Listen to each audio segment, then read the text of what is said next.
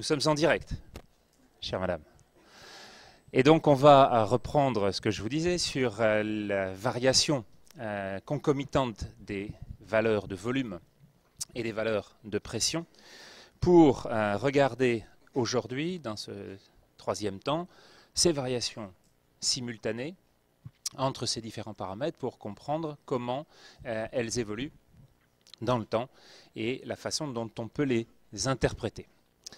Alors ces fluctuations, elles vont aller en représentant principalement dans un premier temps pour aujourd'hui, on verra qu'il y en a une autre jeudi, mais cette première, on va la mettre dans des variations qui vont représenter la variation de pression en fonction du volume. Et le tout au niveau ventriculaire, sans maintenant ne plus regarder que la partie qui est sur l'ensemble tridimensionnel constitué in situ de la masse ventriculaire en action pour comprendre ce que sont les différentes étapes. Les différentes étapes, vous l'avez dans un premier temps autour de la diastole avec cette courbe d'augmentation progressive de la pression dans la phase dite de remplissage. Donc la phase diastolique qui va voir le volume augmenter progressivement, donc ça se déplacer vers la droite ici, avec un régime de pression qui va augmenter très légèrement. D'accord ? Et puis, à partir du moment où vous aurez l'ordre électrique qui sera donné, vous aurez une stimulation qui aboutira à une mise en tension, et donc une augmentation de la tension intrapariétale dans le muscle lui-même, et cette tension va s'appliquer sur le contenu télédiastolique du ventricule gauche, donc sur la colonne sanguine, sur la masse, sur le volume sanguin contenu dans la cavité ventriculaire. Et donc on va avoir une augmentation de pression à volume constant. On est donc dans une phase qui sera une phase isovolumétrique. Le volume télédiastolique, dans cette première phase-là, où vous venez de fermer votre valve mitrale, va être suivi d'une augmentation de l'impression sans changement de volume. Il n'y a pas d'éjection dans cette phase-là. Donc le volume reste identique. Et vous avez une élévation de pression jusqu'à ce que vous dépassiez la pression dans l'aorte. Et donc, vous avez à ce moment-là atteint la valeur de la post-charge, et donc vous allez pouvoir entraîner un raccourcissement des fibres, une ouverture de l'aorte, et donc une éjection et une diminution du volume ventriculaire. D'accord ? Le volume ventriculaire, donc lui, il va partir pour vous sur la gauche, et à partir de là, ayant dépassé la pression artérielle qui règne dans l'aorte au moment de la diastole, donc la PAD, vous allez avoir une phase d'éjection qui va vous donner une diminution du volume. Vous voyez que la pression pendant ce temps-là continue à augmenter un petit peu, d'accord ? Et puis elle va passer par un maximum qui sera la pression artérielle, celle que vous mesurez, la PAS, la pression artérielle systolique, qui est le chiffre maximal que vous mesurez au sphygmomanométre. Et puis vous allez revenir sur une phase où, comme je vous l'ai dit, les deux pressions vont s'inverser entre l'aorte et le ventricule. Une toute petite partie de la colonne sanguine revient vers la racine de l'aorte et ferme la valve aortique.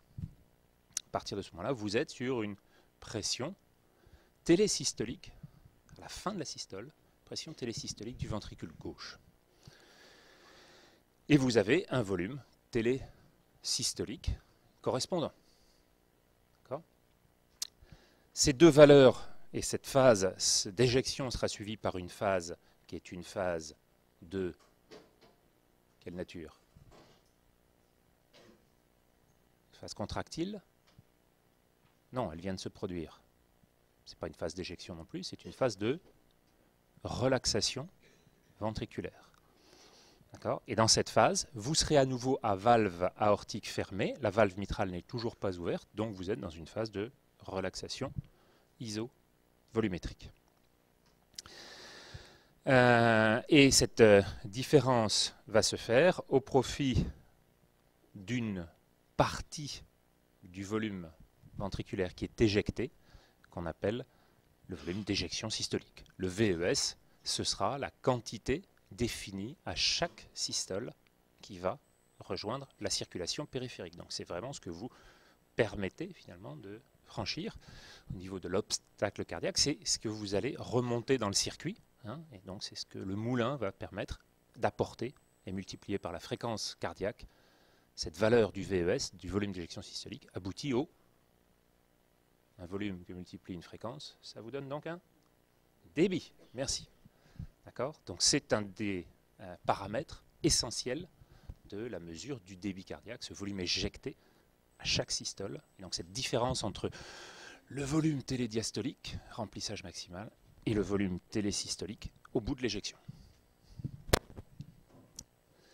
Cette phase qu'on a vue, dans laquelle l'ensemble des points à la fin de la systole vont aboutir, définit sur cette courbe-là, une caractéristique particulière de l'ensemble du système cardiaque et qui définit ce qu'on appelle l'élastance télésystolique du ventricule gauche. C'est cette courbe ETS qui va définir un petit peu les limites d'exercice du ventricule dans les conditions physiologiques du moment.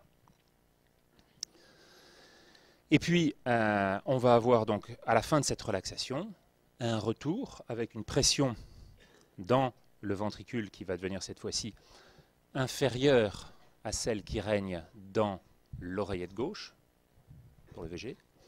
Et si on est sur une pression inférieure à celle du ventricule gauche, à ce moment-là, vous avez une valve mitrale, valve atrioventriculaire pour les deux ventricules, et en l'occurrence la valve mitrale, qui va s'ouvrir et qui va donc permettre le flux. Et le flux, c'est cette partie qui va rejoindre cette courbe de remplissage diastolique, qui est celle dans laquelle l'ensemble va se boucler au cours du remplissage suivant. Alors, première notion, celle du cycle, qu'on va revoir juste après. Deuxième notion, celle du coût. Le coût énergétique, ça se calcule en fonction d'un certain nombre de paramètres.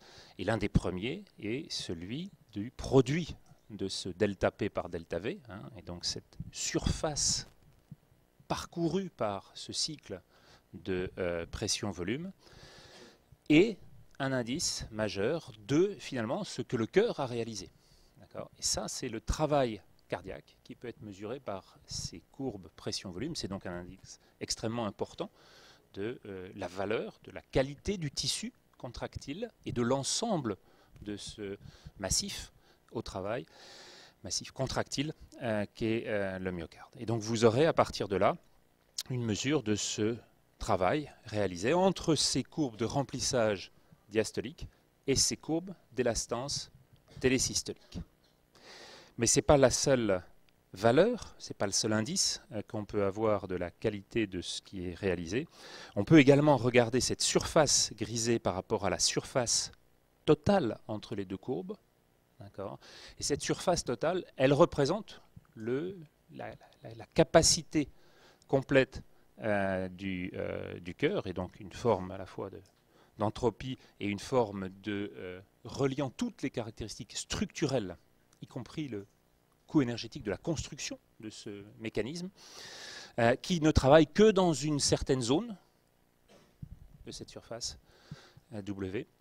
Et la valeur du rapport W sur S est une valeur du rendement, dont vous savez qu'il est pour le cœur pas bien supérieur à celui du muscle, hein, en général entre 20 et 30%, autour de 22-25%, et donc avec une déperdition énergétique majeure, qui est essentiellement celle qui va également contribuer malgré tout à la thermogénèse, hein, puisque c'est de l'énergie perdue, mais pas perdue pour tout le monde, elle est aussi importante pour contribuer au maintien d'un certain nombre d'autres fonctions, en particulier de la thermorégulation. Et donc cette énergie, ce travail, ce rendement sont des indices importants de la qualité et là aussi des valeurs optimales au sein desquelles se résout ce cycle cardiaque, ce cycle de contraction et ses capacités adaptatives. Alors on va voir maintenant ce que sont ces capacités adaptatives et ses modifications.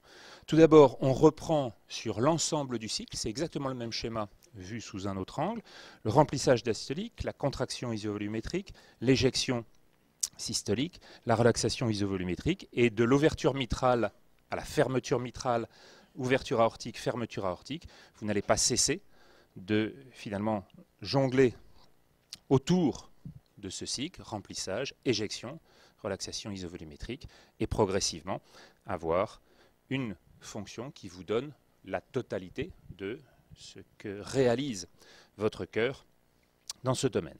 Et les points qui relient l'ensemble de ces cycles, lorsqu'ils se déplacent plus ou moins entre ces deux courbes, vont finir par aboutir sur cette courbe d'élastance télésystolique, dont on ne va pas finalement détailler les éléments. Retenez qu'il s'agit simplement d'un indice de l'ensemble de la qualité contractile du cœur in situ. Et donc, cette courbe se déplace, ce travail se réalise entre les deux valeurs, courbe d'élastance et courbe du remplissage diastolique, qui, elle, est un indice de la compliance ventriculaire. Alors, la compliance ventriculaire, ça veut dire quoi? C'est quoi l'équivalent de la compliance? Quel terme synonyme vous employeriez? La distensibilité. Un ballon de baudruche est beaucoup plus distensible, beaucoup plus compliant qu'un ballon de rugby en finale de la Coupe du Monde. Vous avez une capacité à gonfler, à distendre et donc à donner des régimes de pression faibles pour des changements de volume importants lorsqu'on a une grande compliance. Et vous voyez que plus cette valeur pente est faible, plus la compliance est grande. Et lorsque vous arrivez sur des régimes de compliance de volume élevé, la capacité est un peu plus faible, vous arrivez au bout, vous arrivez aux limites des capacités de distensibilité et donc très vite vous augmentez avec des valeurs de pression plus élevées pour des petits changements de volume. Alors que l'inverse, au début, toute petite valeur de pression pour des grands changements de volume vous donne une qualité de compliance différente. Cette courbe-là représente l'ensemble finalement des possibilités de distension, donc de remplissage, de la cavité ventriculaire en fonction de son état au début de cette nouvelle phase de remplissage. Et ça, finalement, ces deux courbes-là, elles ne sont pas sans équivalent par rapport à ce qu'on a vu la semaine dernière. C'est très précisément la traduction tridimensionnelle de ce que l'on a vu sur la loi de Sterling, qui va avoir une capacité, une réponse à l'étirement, c'est la courbe, ici je les ai inversées, courbe de tension passive qu'on avait vue, et qui va aboutir après une contraction isométrique, donc l'équivalent d'isovolumétrique en une dimension, à une tension qui était mesurée sur l'ensemble de cette expérience. Et là, vous avez bien à nouveau l'équivalent entre ces deux fonctions de distension et de contraction, de mise en tension, et ce que sont en 3D, in situ, les phases de remplissage de la cavité ventriculaire et la capacité à déployer sa contractilité pour arriver sur la courbe d'élastance télésystolique. Ce sont deux fonctions qui ne sont pas strictement équivalentes, bien entendu. Il va se passer toute une série d'intermédiaires et de fonctions émergentes lorsqu'on passe d'une dimension à 3 dimensions. Mais c'est globalement quand même dans ce sens que vont se faire et que vous pouvez comprendre la poursuite de ces régulations.